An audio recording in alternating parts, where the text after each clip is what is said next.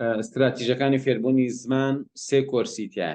کۆرسێکیان باز لەوەیە کە چی بکەی بۆ فێربوونی زمان، استراتیژی ڕێگاکان کامانن، بە چ ڕێگای سەریعتر فێرەبی، بە چ ڕێگای کەلیمە لە بەرکەی ڕستە لە بەرکەی لە گرامەر تێبگەی، بۆ نمونە بە ئاسانی فێری زمانەکە ببی، ڕوبەڕووی کێشە نەبیتەوە لە فێربوونی زمانە. ئەوە دوو کۆرسی تریشی لەگەڵایە. کۆرسێکیان باسی کاتۆلۆمبە، ژنێکی هەنگاری بووە لە جەنگی جیهانی دووەمە، بەبێ ئینتەرنێت و ئەمانە خۆی فێری 16 زمان کردو، بە مهمترین متەرجمی دنیا بووە.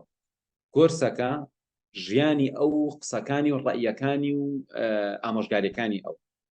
کۆرسێکی تری تایە چیرۆکێکە، من دەرس بە دەرس گوتوومەتەوە، نزیکەی 1700 شەیتایە، ئەویش هەر تقریبا، یعنی تۆ لە استراتیژەکانی فێربوونی زمان نزیکەی 2000 کەلیمەی زۆر گرنگ فێرەبی و هەموو ڕێگاکانی فێربوونی زمانی ژڕون کراوەتەوە و تەنانەت هەیە تەلەبەی ماستەر بۆ لە بەشی زمانی ئینگلیزی هاتۆ بەشداری کردو، ئیسفادەی کردو، هەشمانە خۆی ئینگلیزی زانیوە، هاتۆ بەشداری کردو، دوایی ئەو شتانی بۆ فێربوونی زمانی ئەڵمانی و زمانی فارسی ئەوانە بەکارهێناوە، ئیسفادەی لێ کردو.